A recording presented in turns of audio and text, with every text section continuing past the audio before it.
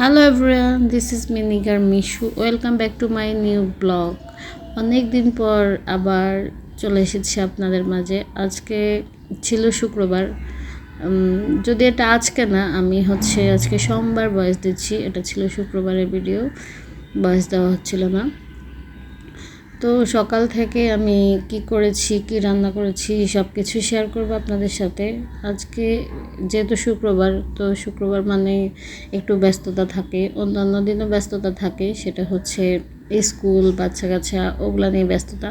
কিন্তু শুক্রবার মানে হচ্ছে বাসার ব্যস্ততা, বাসা হচ্ছে একদম ডিপ ক্লিন করার ব্যস্ততা।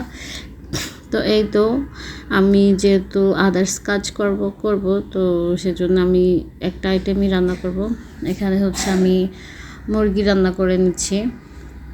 মুরগির মশলা ভালো করে কষিয়ে নিয়ে আমি এখন মুরগিগুলো দিয়ে দিচ্ছি। মুরগি দিয়ে আজকে লাউ দিয়ে রান্না করব। খুব মজাদার এই খাবারটা, মুরগি দিয়ে লাউ, বিশ্বাস করেন এত মজা, এত মজা। তো এই তো আমি মুরগিগুলো কষিয়ে নিয়েছি ভালো করে। এখন আমি লাউ দিয়ে দিব, সাথে কয়েকটা এরকম ছোট ছোট আলু আস্ত দিয়ে দিলাম, কারণ আমার ছোট ছেলের আবদার, সে তো লাউ খাবে না, সে তার জন্য কয়েকটা আলু দেওয়ার, তো সেজন্য আমি কয়েকটা আলু দিয়ে দিয়েছি। আর একটু লাউটা বেশি করে দিয়েছি, কিন্তু আমি বুঝতে পারি নাই এখানে লাউটা একটু কচি টাইপের ছিল।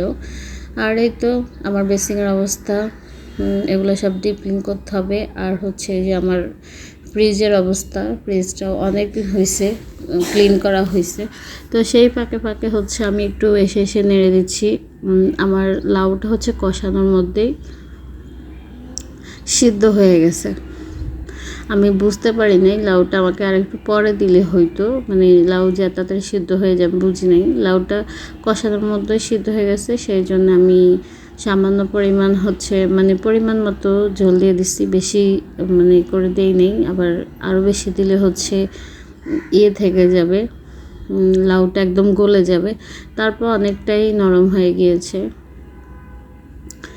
সরি, আমার কথা বলতে একটু প্রবলেম হচ্ছে, আমার জিহ্বার মধ্যে একটু সমস্যা হয়ে গেছে, সেজন্য কথা বলতে প্রবলেম হচ্ছে। সবাই বিষয়টা একটু ইগনোর করবেন, আর কষ্ট করে ভিডিওটা বুঝে নেবেন, কথাগুলো বুঝে নেবেন। আর সবাই আমার ভিডিওটা দেখে একটু প্লিজ লাইক কমেন্ট করে যাবেন, কেমন হয়েছে জানাবেন। সেই সাথে আমার চ্যানেলটি একটু সাবস্ক্রাইব করে দিবেন। আপনাদের মাঝে আমি নতুনও বলবো না, আবার পুরানো বলবো না, নতুনই বলতে গেলে, যেহেতু আমি খুব অনেক দিন পর পর আসি ভিডিও দিতে। তো এই তো আমার মুরগি হয়ে গিয়েছে, সেই সাথে আমি বেসিংয়ে যা ছিল সবই ক্লিন করে নিয়েছি। এখন আমার ফ্রিজ ক্লিন করার পালা।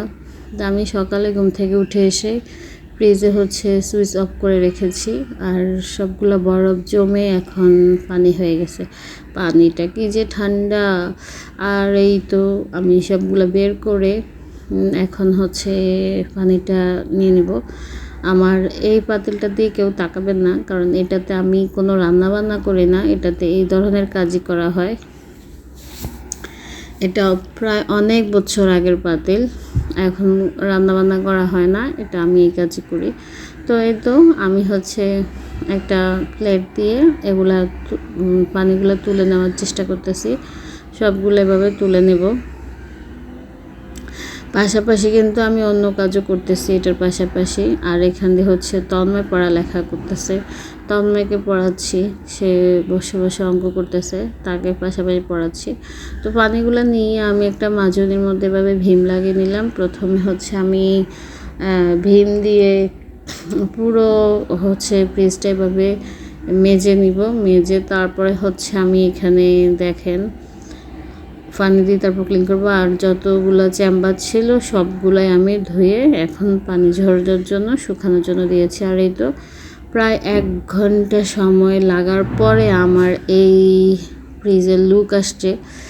এই তো পুরো একদম ক্লিন করে 6 থেকে 7 বার আমাকে পানি চেঞ্জ করতে হয়েছে। সব শেষে লেবু পানি দিয়ে আমি ফ্রিজটাকে মুছে নিলাম।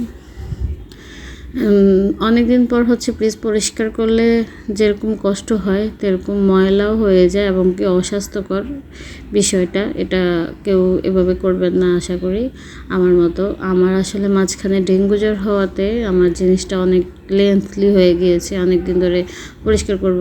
আর এই যে দেখেন ফাইনালি আমার মুরগির লুক অনেক সুন্দর হয়েছে লুকটা, আর অনেক বেশি মজা হয়েছে।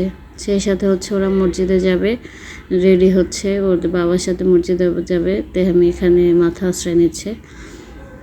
তো ভালো থাকবেন সবাই, আর আমার ভিডিওগুলো লাইক কমেন্ট করে শেয়ার করে দিবেন প্লিজ, আর আমার চ্যানেলটি সাবস্ক্রাইব করে দিবেন। দেখা হচ্ছে নেক্সট ভিডিওতে। সবাইকে ভালো, আল্লাহ হাফেজ।